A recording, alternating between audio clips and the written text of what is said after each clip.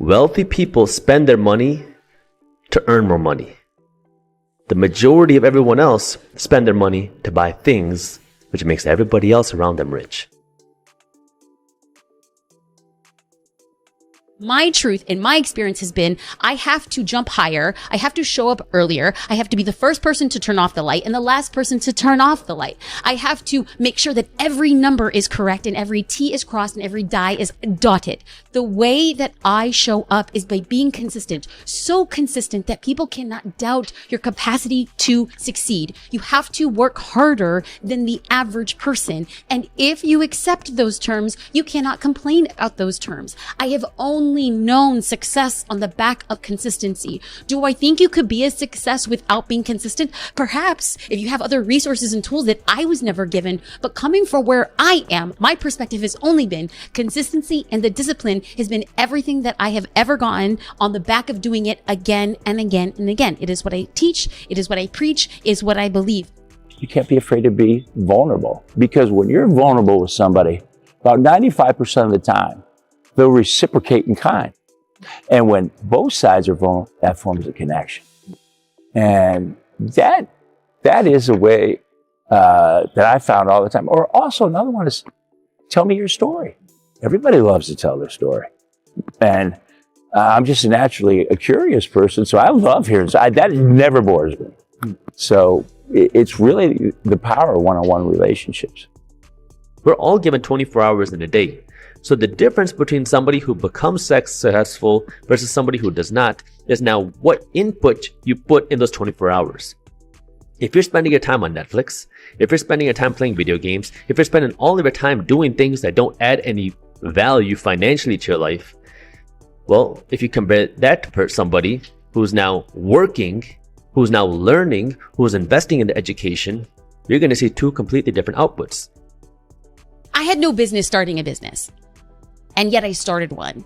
And I have found ways to create and make and sustain multiple 7-figure revenue streams. And while that may or may not be the case for everybody else, I strongly believe that every single business owner, once armed with what they know how to do, and once armed with the marketing, and once armed with the discipline, and once armed with the consistency, that they too can build a 6-figure revenue stream. I believe that with every fiber in my bones. Can you deliver on the promise that you are making? Can you sustain those customer relationships? Because if then, I believe hands down, you can create a 6-figure revenue stream. And in America, if you are creating a 6-figure revenue stream, you are in the 1% of the 1%. And I think to myself, as a person who received government issued food and substances, I went to college on the back of government aid. I was the recipient of people's benevolence and taxpayers' money for me to go back and give back to a community. I think to myself that my business has become a passport for me to move entire legacies, industries, timelines, predisposed ideas of who I should be based on my gender, color of skin, or how I was raised. And I'm like, I became the thing that broke the system and the statistic, but I don't think I'm special. I believe everybody can do this. And so on the days that it becomes very hard, I think to myself, you have the passport. Are you going to keep it for yourself, or you can help other people get out too? On the days that are the darkest, I always think to myself, can you help one person get a passport today? And that's the thing that continues to keep me pushing forward. You know, one of the things my dad always said is the key is when the world hands you a sack of sour lemons, the objective of the game is to turn it into sweet lemonade. I'm going to give the advice that I heard my 3rd year of business. I was sitting with a group of other photographers who were farther in their career, and I had always found a way, even though I couldn't afford to get educated specifically in photography realm because there was very high ticket experiences, I would find a way to leverage what I thought I was good at in exchange. I'm a firm believer in bartering. Bartering is my favorite thing. And so I realized that while I'm not necessarily a copywriter, I wouldn't classify myself as like a writer. I had a blog at the time. I still have a blog, but at the time I was blogging every single day, and other photographers started noticing the quality of work that I was doing. And so I found a photographer in my area. I was living in Los Angeles at the time, and I said, hey, would I be able to go to your event and write a few blog posts about your event? And in addition to, if you let me come, could I also write your bio, like for your website? Because I gave like a little preview. I was like, his bio was just like, great photographer, love my camera. And I kind of wrote just like the first paragraph of what could be his bio based on things that I had read about him on the internet. And he was just like, yes. So I got into this room, and what he said, I felt like it just pierced my heart. And this is the thing that I will tell everybody again and again. He said, jump and the net will appear. And it was the first time in my entire life that I had ever heard somebody speak so brazenly about taking a risk. Again, who I am now as a risk taker is so different than who I was when I began. And the way that you strengthen that risk muscle is by taking risks. I built a high performance team as we were getting going, right? And that's the most important job of any CEO. And I really believe that the organization, the company with the best people wins. And the key is how do you get them working together as a team, right? You know, the way I believe in that is you've got to have a North Star, a noble cause. You also need an enemy. Because, you know, that stops the water cooler talk. Nothing gets the blood stir. You know, in the United States State Department, we call it an adversary, but in business, we call it an enemy. And then the third thing you need is you need a plan. And with all these companies that I had the good fortune to build and these different organizations I ran, we would always have a playbook. And that's basically the vision, the mission, the values, the team rules, long-term goals, strategy, all boiled down to execution. So it really was a way to maintain alignment and a tremendous tool when it comes to scaling. Now the question is, how can you make your hard work the most scalable? Because that's now what will take you from, okay, I don't want to be broke. So now you start working hard, which is great. I 100% recommend working hard, because without that hard work, it's going to be impossible for you to see any real level of success. But now you're working hard. The next question is, how can you make your hard work the most rewarding?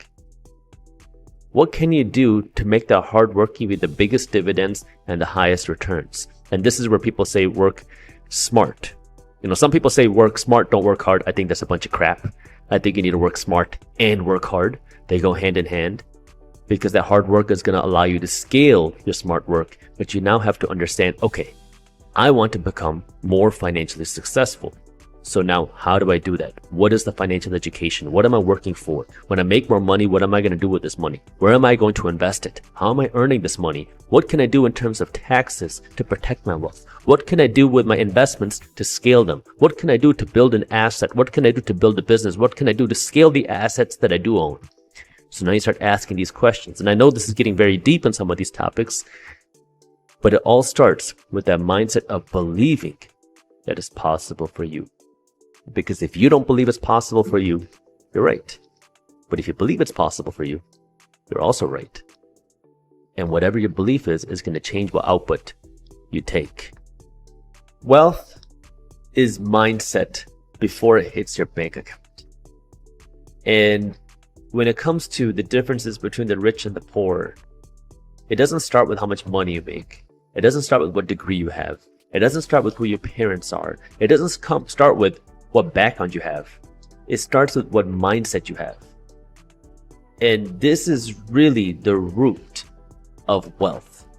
Oftentimes, the person who stops you from running the marathon is nobody else but you.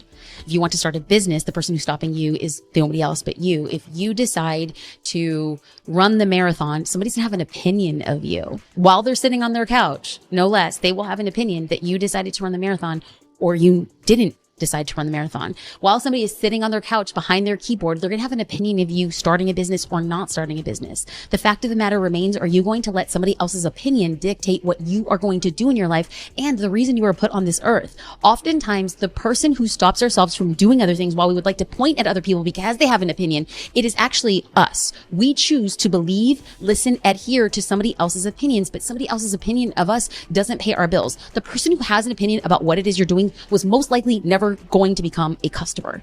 So all of a sudden, somebody who is never going to buy or support the thing that we were going to do, be it passing out Gatorade on the marathon or by becoming a paying customer, they were never going to be that person. Yet those are the people who we let stop us doing from the very thing that we do.